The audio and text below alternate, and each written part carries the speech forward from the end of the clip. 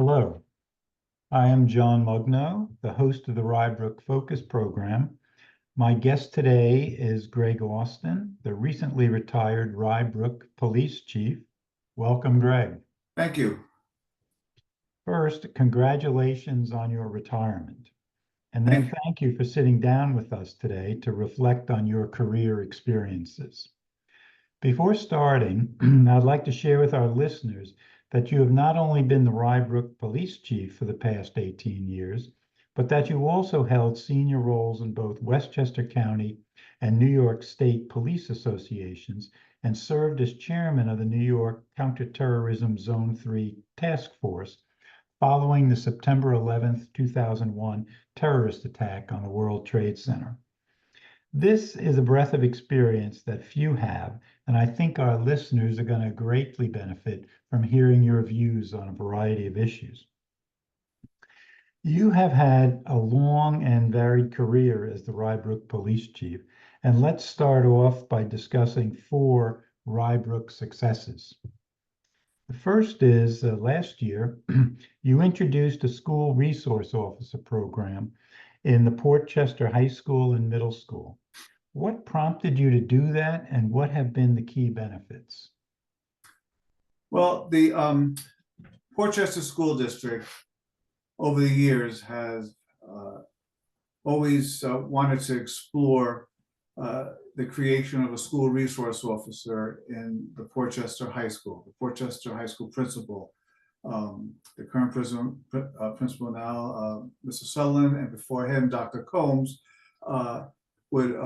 had always brought this topic up as something that they would like to see be implemented in the Portchester High School. And whenever there were school shootings throughout the country, this would always gain momentum again in the schools. Rye Brook is unique because there are 2 school districts. The Rye Brook School District and the Portchester School District both fall within the boundaries of the village. So the Portchester High School and the Portchester Middle School are within the village of Rye Brook, and then the Portchester Elementary Schools are in the village of Portchester. So responsibility for a school resource officer in the Portchester High School and the Portchester Middle School falls on the village of Rye Brook because that is where the jurisdiction is. So whenever we would have these discussions, we would talk about it, and in order for the village to be able to provide this, we would have to hire additional police officers to fill the positions, because that would entail taking a police officer off of patrol and putting him full-time into the school district. So, and this is a common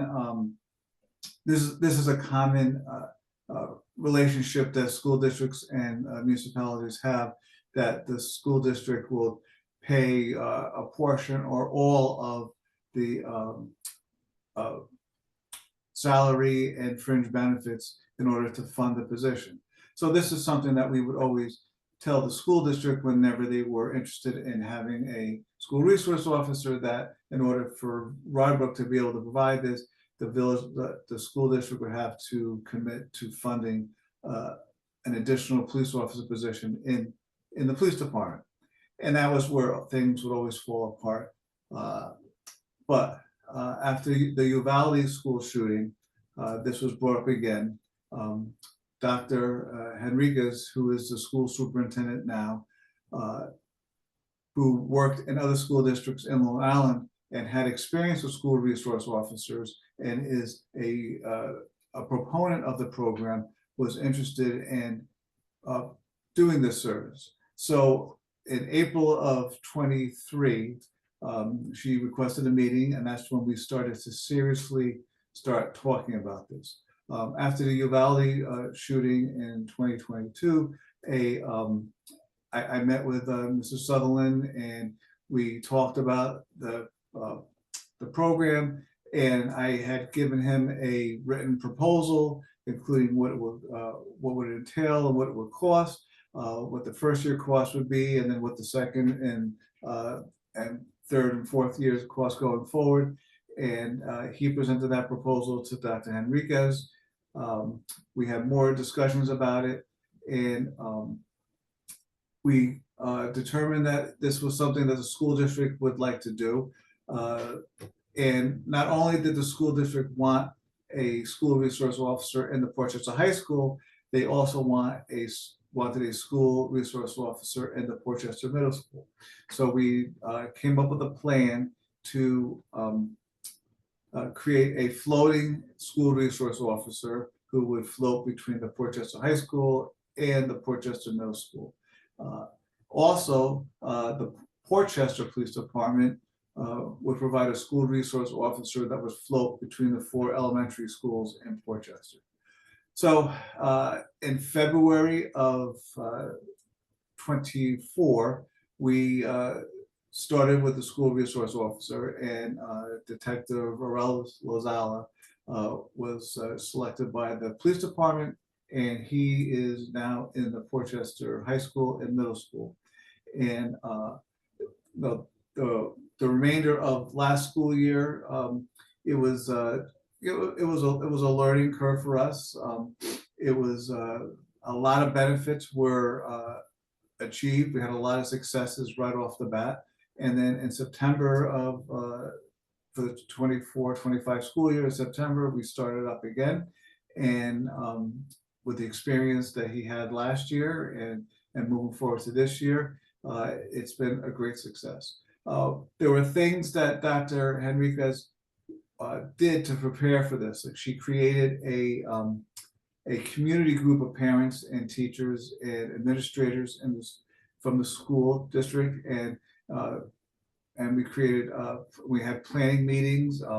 There was a lot of work to have community support, because there were people who felt that finances could be spent better otherwise. There were others who didn't understand what the role of a school resource officer was, and we were able to explain what the job description would be for the school resource officer. And what we were able to do is build community support for this. And then when the school resource officer started in the school, and the kids got to meet him, and the teachers and the staff got to work with him, and the parents got to interact with him, being the great cop that he is and just a wonderful person, Aurelus was able to win over and demonstrate that he's there to help. He's not there to hurt, and he is there to provide support to the school district and the teachers and the students, and parents who were skeptical of the program actually won over.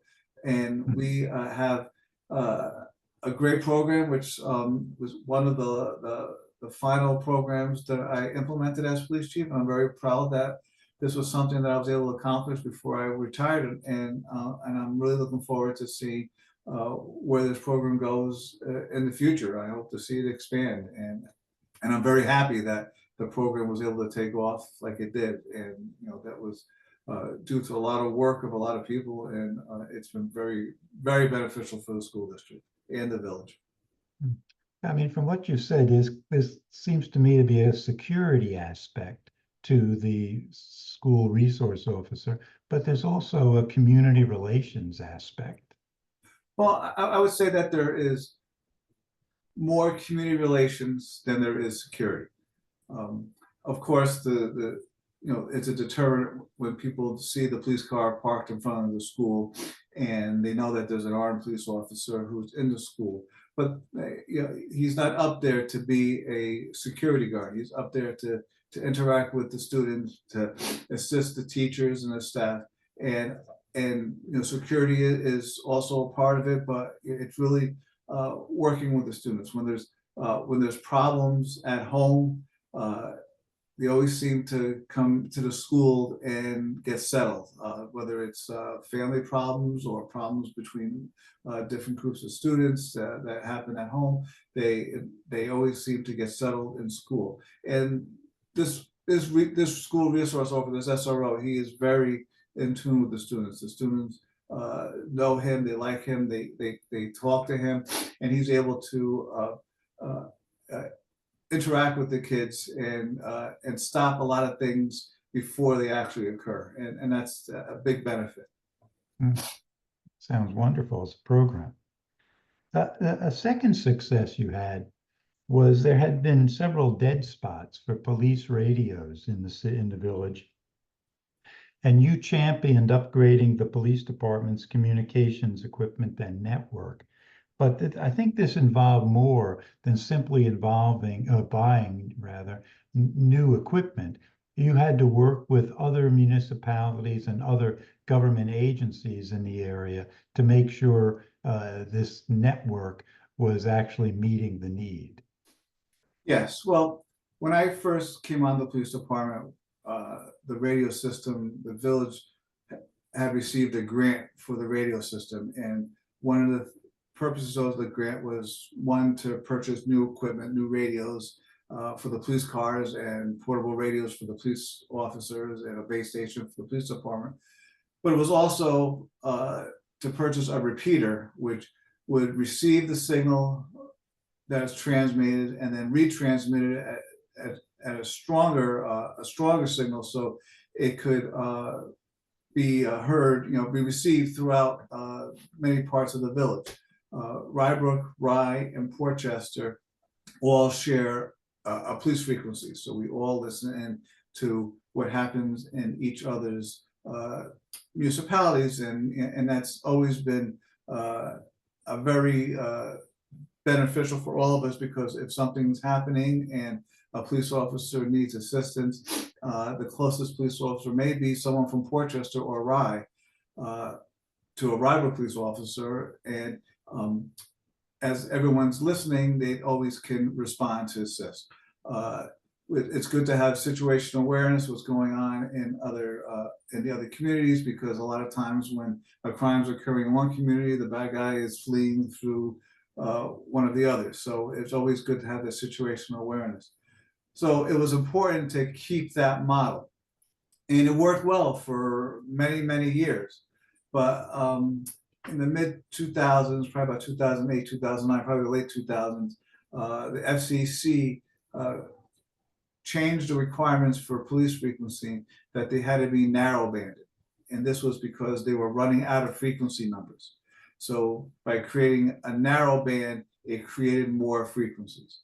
But the problem with that is that narrow banding created more interference.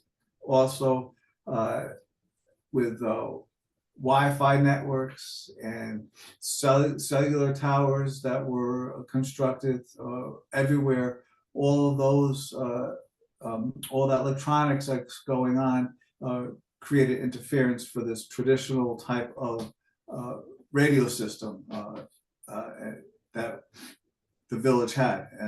And what happened was that we were losing communications. There were buildings that the police officers would go into, and they could not communicate over the radio. There were parts of the village, and not very far from the police department, up in Belfair or Upper King Street, where the police officers could not communicate, could not transmit and communicate and be received, even though you think, oh, they're right next to the police department. Well, that's true, but the signal had to go to the Westchester Country Club, because that's where the repeater was, because that's the highest point for Rye Brook, Rye, and Portchester. So that's pretty far, and that also created problems with transmissions. So we tried different solutions. We tried to put a repeater on the roof of the police department. That seemed to help somewhat, but the way the repeaters work is it operates by a phone line. It's interesting. It operates by a phone line that the receiver receives the radio transmission, and then it transmits it over a phone line to the Westchester Country Club, to the repeater, and then the repeater rebroadcasts that signal out to the police radios. That phone line is old technology that Verizon was discontinuing. So we couldn't use that repeater any longer because it just aged out. So the MTA police department developed a radio system, and they created this radio system that is secure, it's encrypted, and it operates over cellular, broadband wireless cellular technology. So it has the traditional radio frequency, but it also has the ability to hit police cell towers. So every cell tower is now a repeater. Because if you think about the MTA jurisdiction, it goes from New York City all the way up to New Haven, all the way up to Stormville, and all over. It's a very wide frequency. So using the same philosophy of the more people on the frequency, and the more help that other police officers could give, the MTA opened up this this police system to police departments, and not only police departments that have train stations, because Rye and Portchester both have train stations, but Rye Brook does not. They opened it up to all police departments in Westchester County, with the thought of the more police departments on the frequency, the better to communicate, and the more help is out there for the police officers. So we wanted to keep the same model of Rye Brook, and Portchester being on the same frequency. So not only did Rye Brook have to invest in this program, Portchester and Rye did it also. And after meeting with those police departments, we were able to all agree that this was something that we needed to do. It was something that was necessary. We were all experiencing the same deficiencies in the radio system. So we all were able to get onto this program and invest in it. Now, the equipment is very expensive, and it happened to work out well that ARPA funds from the pandemic were made available to the village. So the village of Rye Brook was able to use the ARPA funds to purchase the equipment.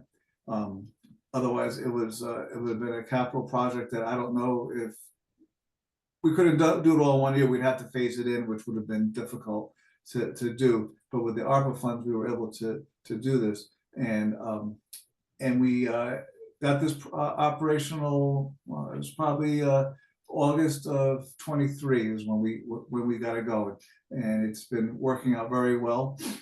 I know that I was in Albany for a New York State Association meeting, and I had a police chief from Long Island in my car with me, and we were driving, and all of a sudden there were radio transmissions coming over my police radio in Albany, and he looked at me and says, "What kind of radio system do you have that you could receive this all the way up here?" And I was like, "Well, don't you have this? Why would you have this?"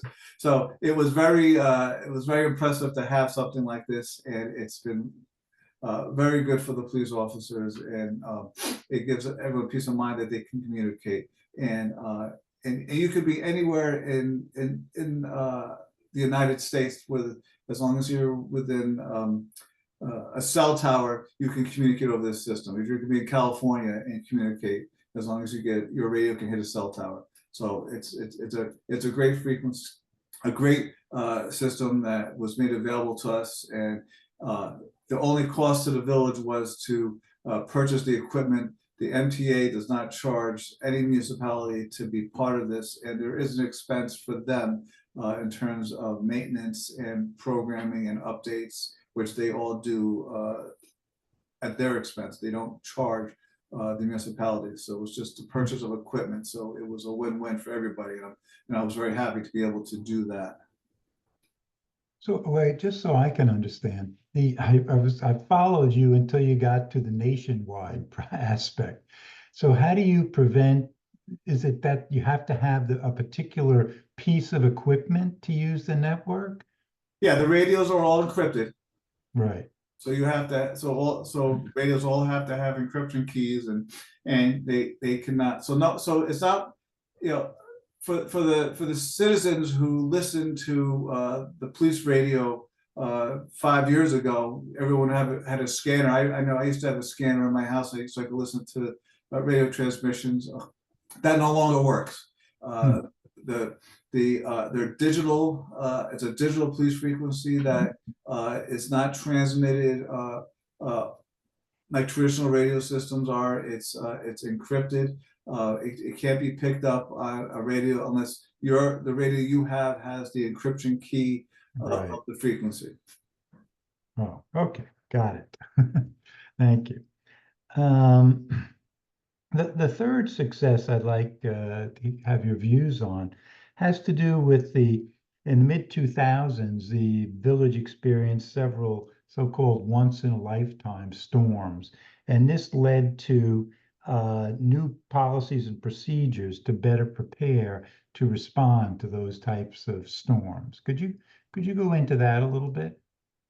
Well, the probably about 2007, 2008, and you know, the village experienced a series of nor'easters, and then we also had in 2011 Hurricane Irene, 2012 Superstorm Sandy, and there were many storms that brought damage and flooding and even deaths, even with Ida. You know, the remnants of Ida that hit in 2021. That you know, we lost 2 residents in a flash flood during that storm. But what happened is we realized that, you know, we used to just listen to the weather forecast and say, okay, it's going to rain, let's get ready, and you know, it's going to snow, and you know, let's make sure that you know, the police department's ready, that we have chains on our tires, and everyone has flares, and the police cars are ready. It became evident that that type of cursory preparedness was not going to be sufficient. So I developed with Chris Bradbury, the village administrator, a procedure and a policy for the police department of the village of preparing for storms. And it was, you know, just like an airline pilot has a checklist they go through to make sure that everything's ready before a flight. It was a checklist, you know, and we would start this checklist, you know, 3 days out, you know, and we would monitor the weather forecast, and as it seemed like it was going to get be more evident that the storm was coming, then we would go into more in depth with the checklist and the preparation, and this was beneficial to everyone because we were able to prepare for storms and know what to expect, and you know, in our experiences with other storms, that we were able to, you know, learn off of that you know, we never really we always looked at previous storms to see what our winds were and what we needed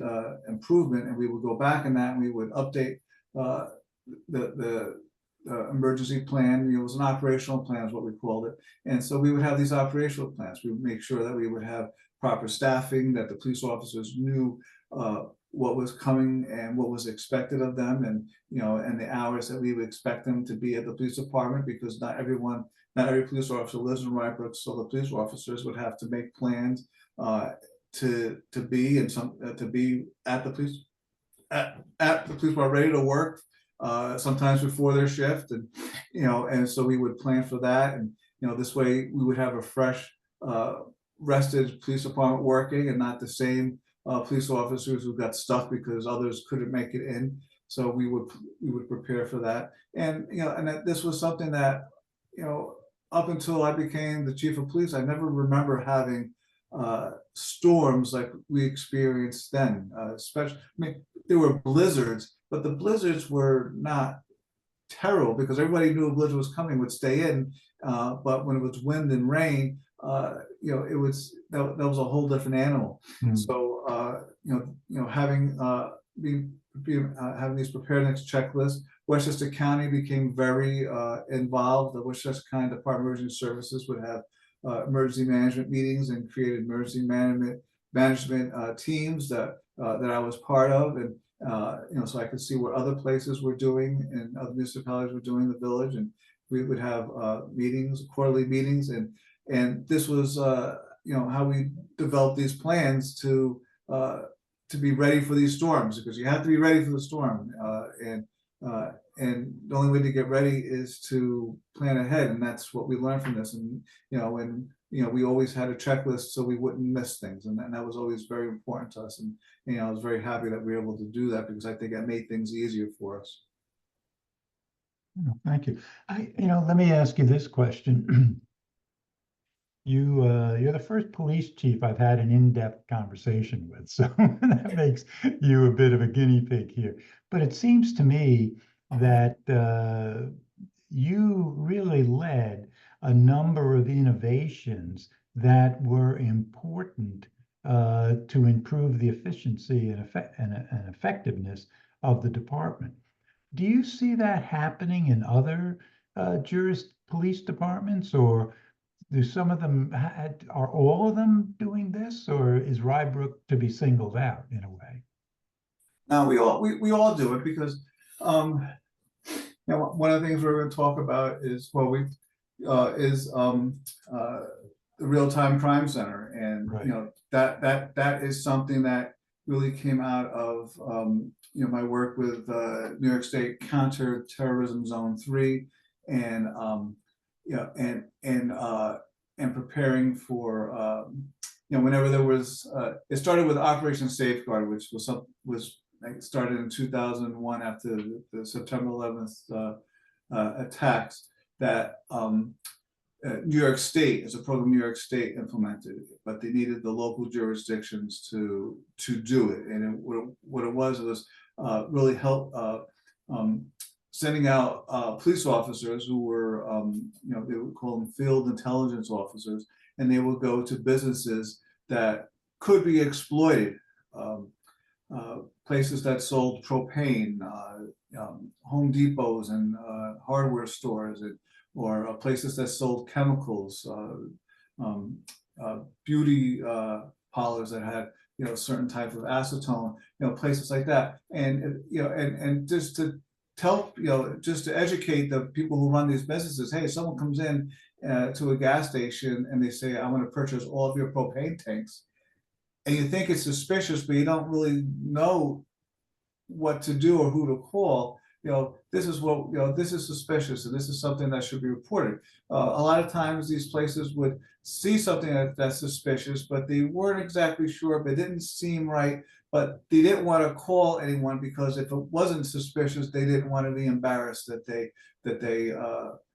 caused some sort of alarm. So getting to know the police officers, the field intelligence officers, and getting them into the community to know the businesses, so the businesses knew that here's that person's business card. He told me to give them a call if something suspicious happened, that they would know this. New York State also created they were called red team exercises, where they would go into businesses and they would test the businesses and do something suspicious, and then see what the response was. Did they follow the directions of the field intelligence officer and make a phone call, or did they do something else? And and then educate these businesses. Hey, this came in. Did you find suspicious? Well, you called this person. That was great. That's what we wanted to do, but or this other business didn't do that. So they would say, hey, this is who you need to call. This is why.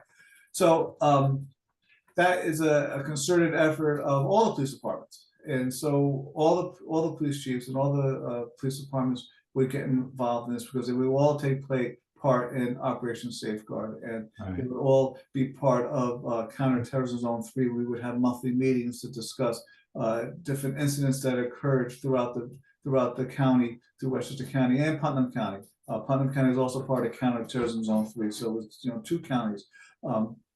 And so all the police departments were part of this. It wasn't something that was just unique to Rye Brook. We will all be part of this. And then the Westchester County Police then took it a step further by creating the Real-Time Crime Center, because the initially Counterterrorism Zone 3 was concentrating on counterterrorism efforts, but crime is also part of this. So it was, to combat crime, the things that a terrorist may do, a criminal is going to do. So so we expanded it now to work with crime. Westchester County received federal funding, and they designated a large portion of this federal funding for several years to install stationary license plate readers throughout Westchester County.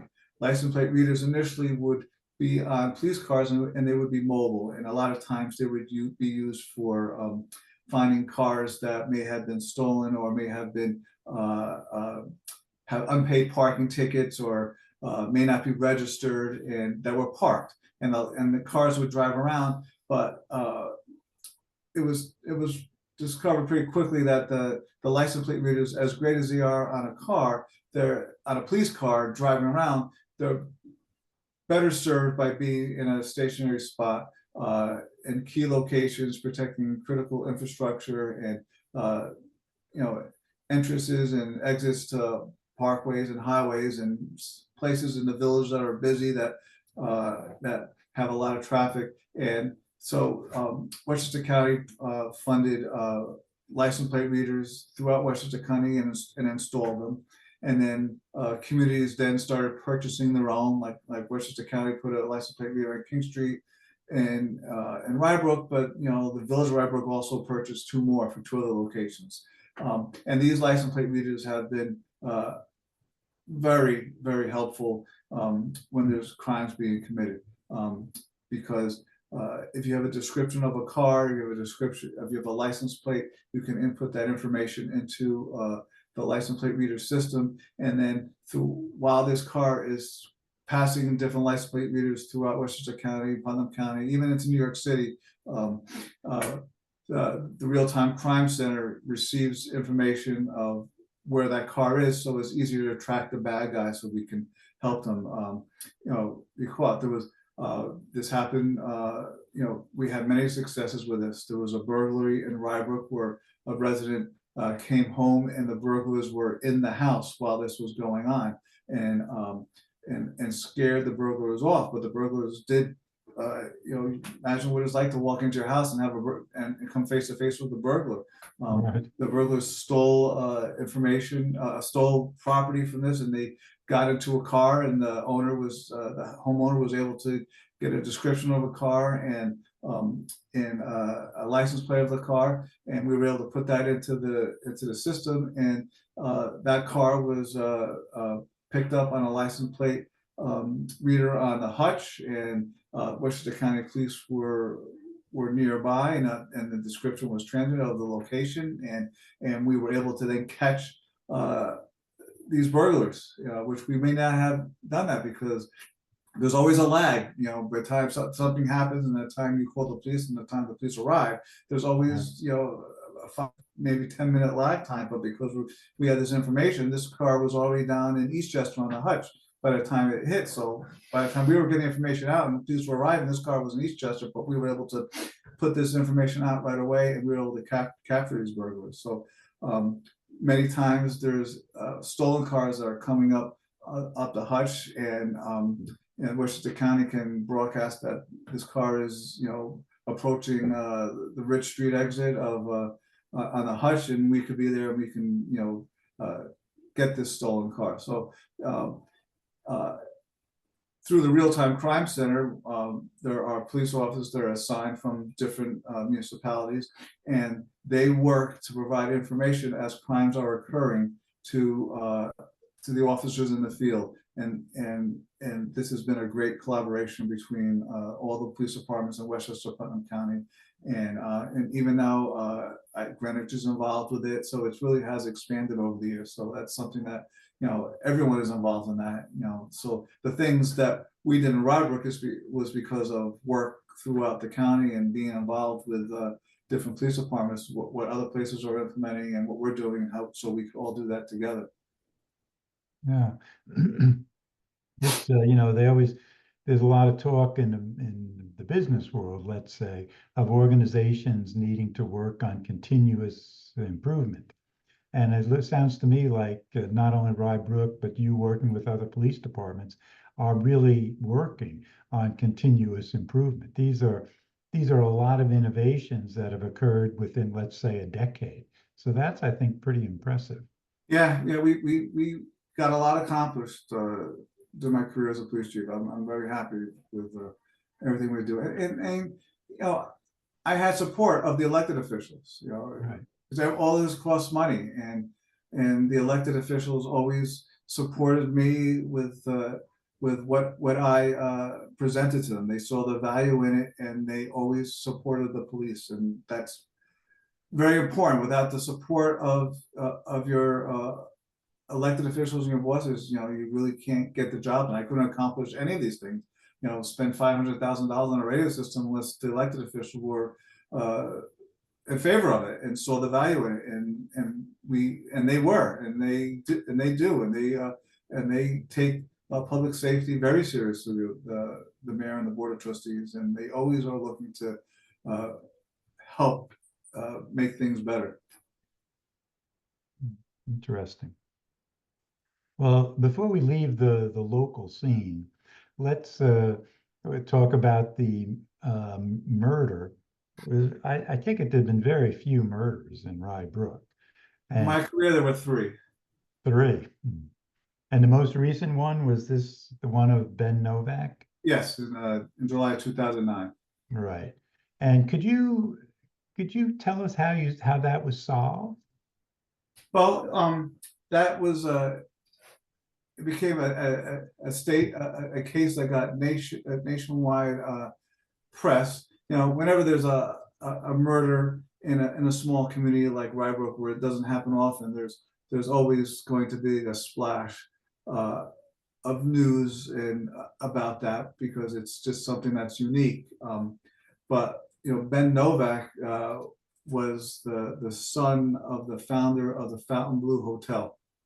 Hmm. And Ben Novak Sr. and the Fontainebleau Hotel during its heyday was the place where the Frank Sinatra and Sammy Davis Jr. and John F. Kennedy, you know, that's where they all went. And so this was this Ben Novak Jr., who was murdered at the Ragtown Hilton. You know, this was big news because of his family reputation.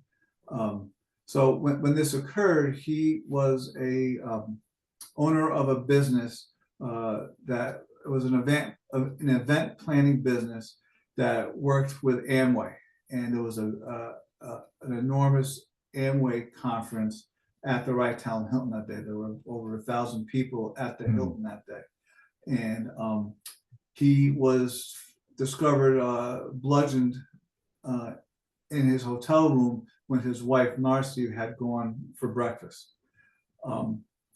So it was you would think that there would be cameras, I always imagined the camera system in a hotel to be that like a Las Vegas casino, cameras everywhere.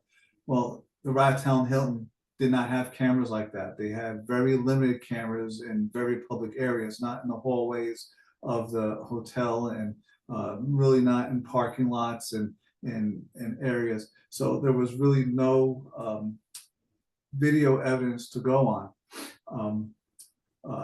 Ben Novak's mother, Bernice, was found dead in her house in Fort Lauderdale, Florida, 3 months earlier in April. This happened in July 2009. In April 2009, she was found in her house dead, and she was an elderly woman. In the Fort Lauderdale Police Department at that time determined that that her death was due to a fall. It was an accidental death. It was an accidental death.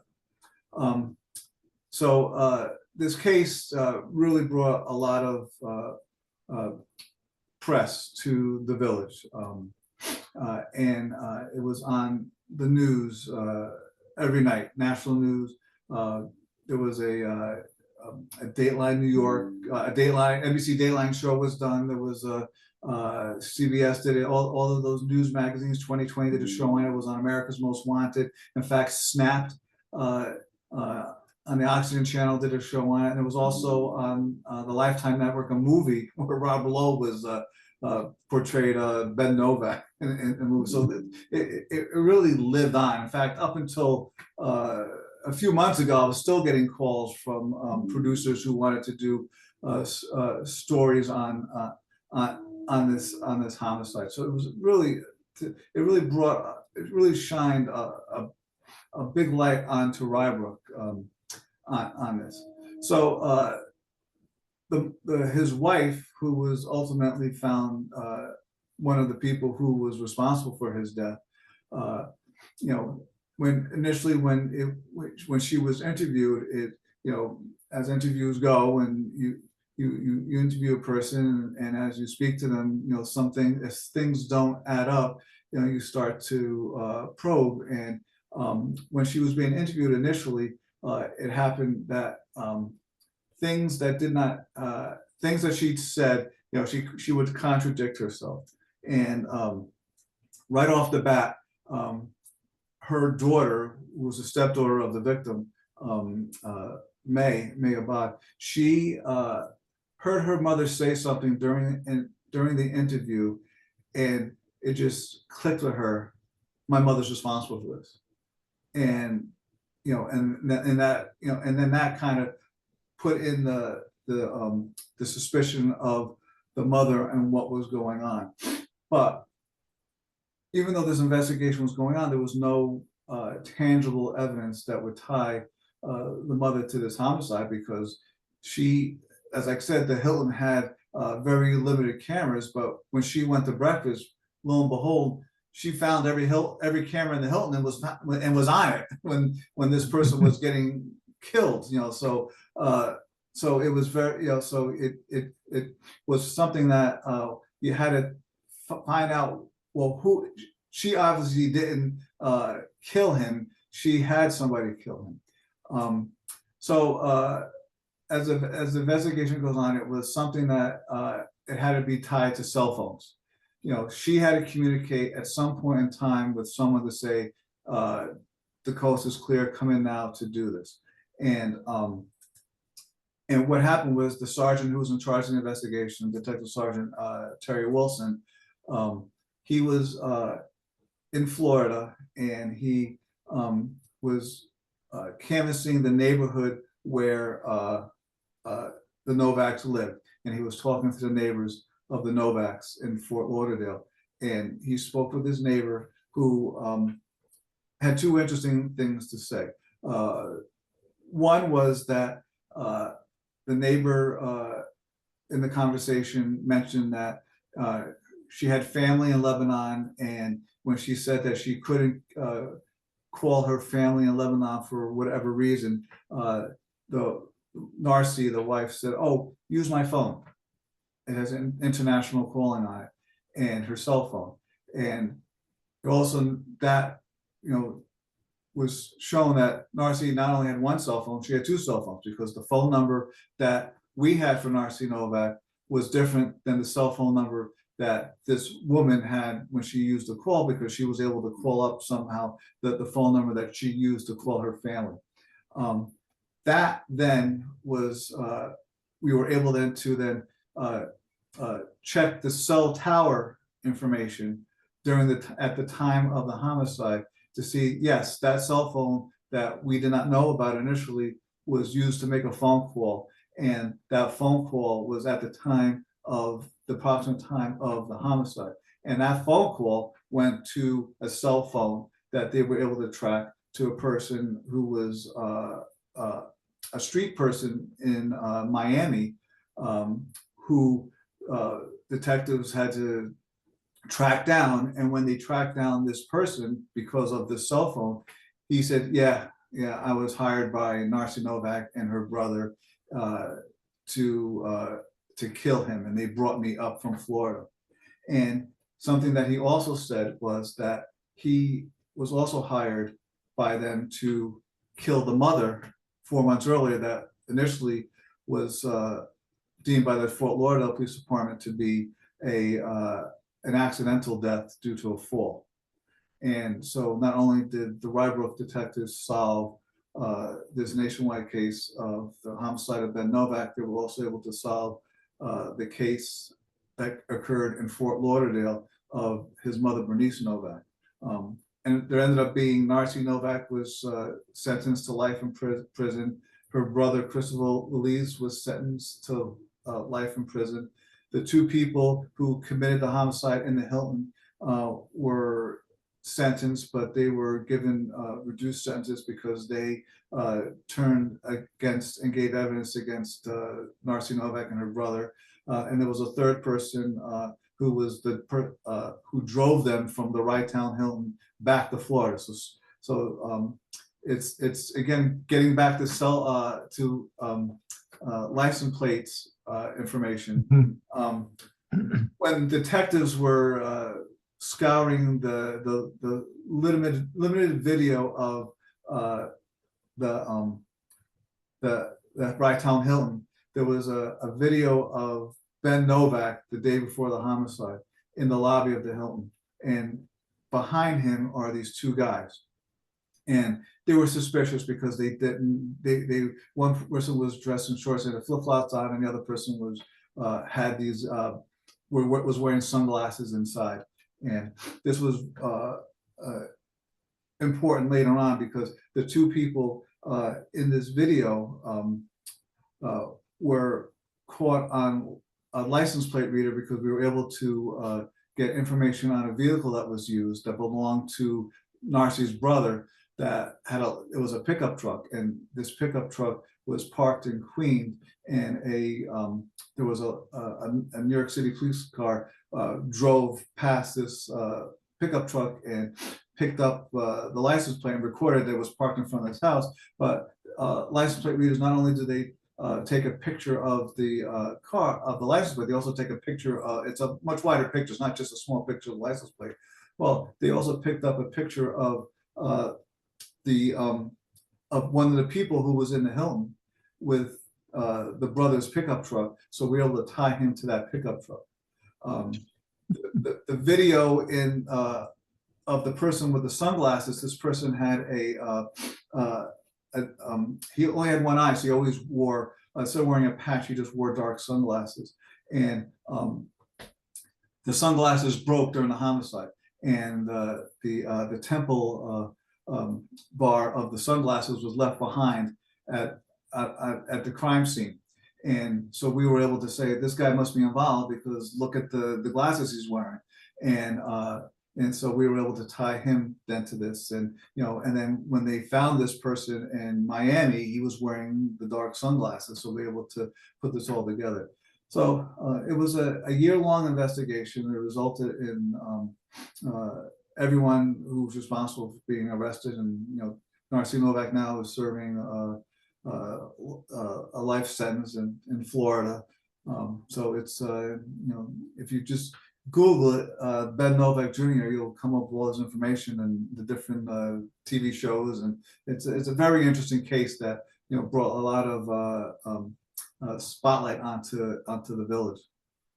I can see why they've made so many television programs about it.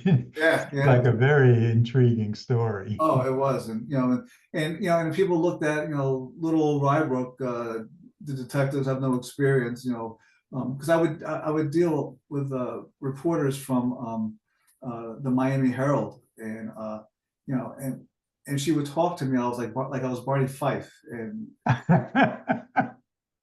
And a lot of times I couldn't really release information what was going on. So it gave me great satisfaction when the arrest was made, and we were the ones to make the arrest, and we were the ones to solve this case. That we may be small, but we know how to do our jobs. So you were actively involved then as the police chief. Well, I was a spokesman for the department, and I oversaw the investigation, but there was a lot of detectives involved. A lot of assistants from Westchester County Police, the Westchester County District Attorneys, investigators. I mean, it was again a collaborative effort of a lot of police departments and a lot of police officers working on this case. Great, Sam. It's and you say there were two other, I think, murders in the village since its founding, but they didn't receive this notoriety. Well, these received a little notoriety just because it was a homicide in a small village. But the victim in this Novak case, had prominence because of his family. Oh, well, thank you. Let's finally go look at a statewide issue. I mean, we've talked about the countywide issue of the RTC, and let's now move, as I say, to a statewide issue, which basically, and we discussed this in our earlier focus conversation. I'm just thinking maybe an update would be useful. They were in 2020 changes in the New York State's criminal justice reform law, and it led to more oversight of local police forces. And there were also changes that in the bail provisions and in the use of force provisions. And the use of force provisions, I take it, were what were required police officers to have body cameras. So at the time we spoke a couple of years ago, you said the bail provisions were uh, important, or necessary, but the implementation leaves something to be desired. Now these bail reform laws have become political hot buttons. Are there any changes being made to those laws that you are aware of? Well, there's 5 years of experience with them now. And they were modified a little. The governor in her legislative agenda for 2025 is looking to make more reasonable changes to them. Like a lot of the the cashless bail was always an issue because of course, like I said when we last spoke about it, a person's arrested for DWI. There's no reason that he should one person should be in jail awaiting trial because they don't have $500 to post to get them out of jail, where another person who has $500 is able to get out. I mean, yes, that is not reasonable, and those were things that were addressed, but then there were other aspects of it that that took away discretion of judges. Judges could not take into account a person who may have come in front of the judge numerous times for committing the same crime, and they would still be released, or a person who committed a crime that is serious, but it didn't rise to the level of seriousness because of the circumstances, but the judge could use their discretion to say, maybe this person should be held. There was also a benefit of putting a person, holding a person, even as for a few days, because a lot of times, especially in family offenses, if you have a person that's committing a family offense and it's just a person that's just terrorizing their family, maybe putting this person in the Westchester County Jail for a day or so. This gives the family a break and is able to help them make a plan to defend themselves, because a lot, this is before this person comes back, because even though an order of protection may be issued by a judge, order of protection is just a piece of paper. It doesn't really provide protection. So these things now are being considered in bills that the governor is proposing in New York State. And I know that the New York State Association of Chiefs of Police is working with the governor's office to have input, where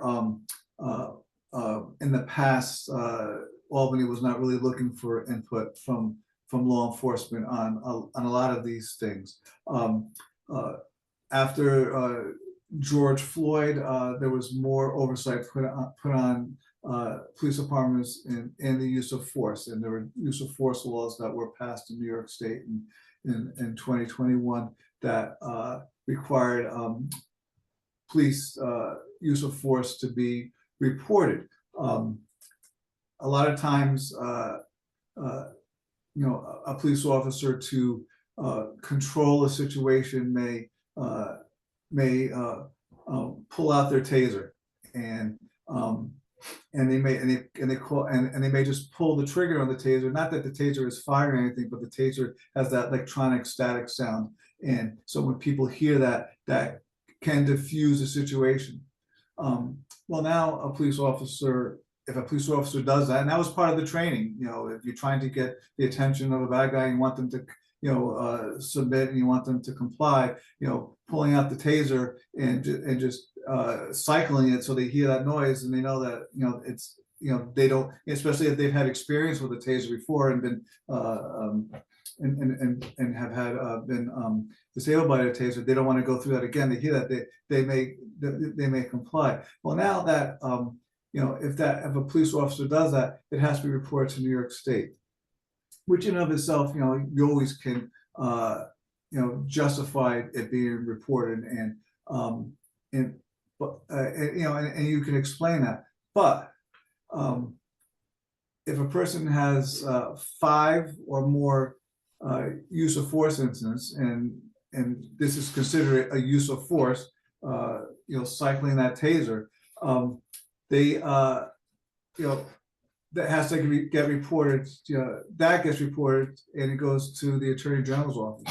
And human nature, you know, no one wants their name reported, especially when they're, you know, in their mind they're doing their job, and they are doing their job in the eyes of the law. But you know, they don't want to be looked at. So now police officers, you know, may not pull out that taser and cycle it because they don't want that to be reported. And I think a lot of these use of force laws, you know, having a record of an officer using force is important. We always kept records of that.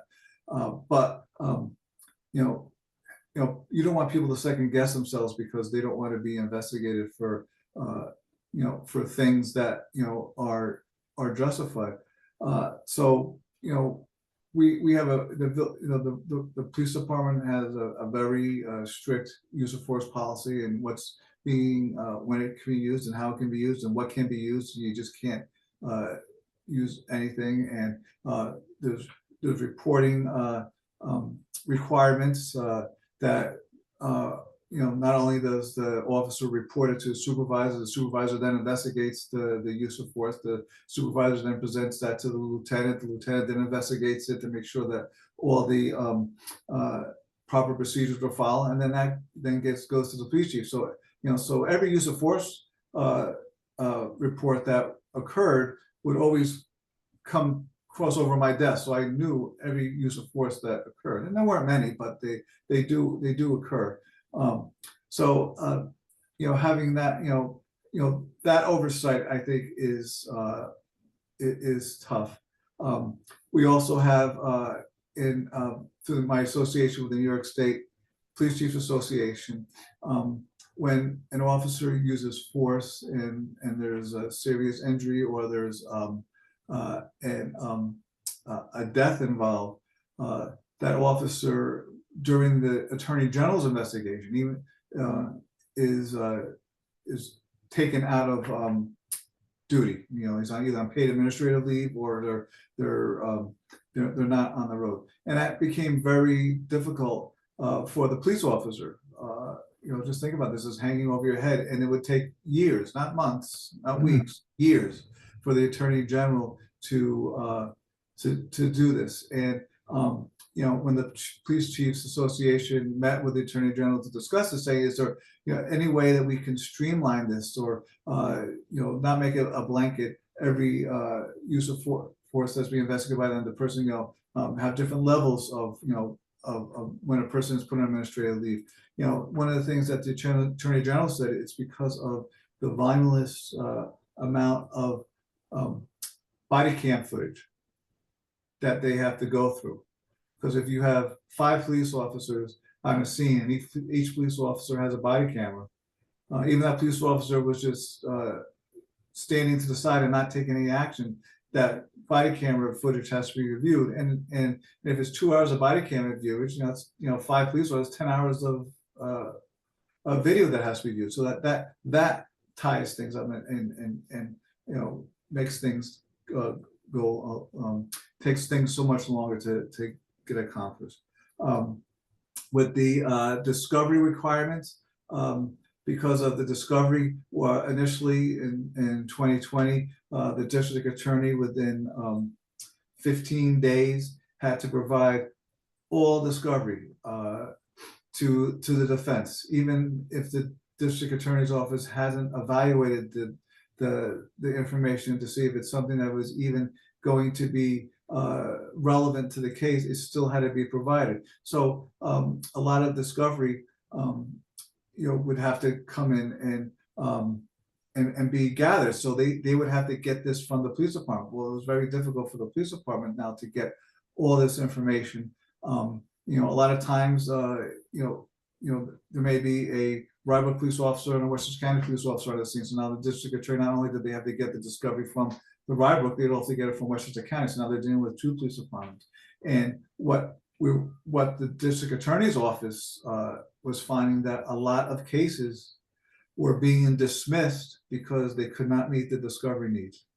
And so a lot of people were having their cases dismissed and not even prosecuted that should have been prosecuted and would have been prosecuted.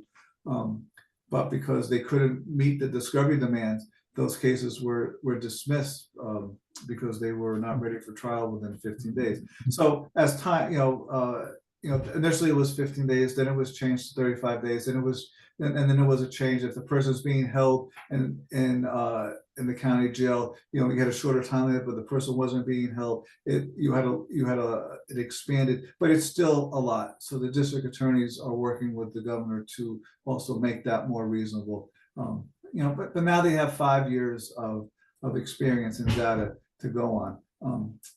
But I do have to say that when this was presented and when this was coming to be, I sat in a meeting with the state senators and the state assemblymen, and with the New York State police chiefs and the Westchester County police chiefs, and we told them that these are the pitfalls that we expect to see, and a lot of things that we told them to expect happened. So it was really no surprise to law enforcement that it went this way and that these things happened. So hopefully, in the springtime, when the legislative session is over and the governor signs the laws, that these changes will be implemented in New York State.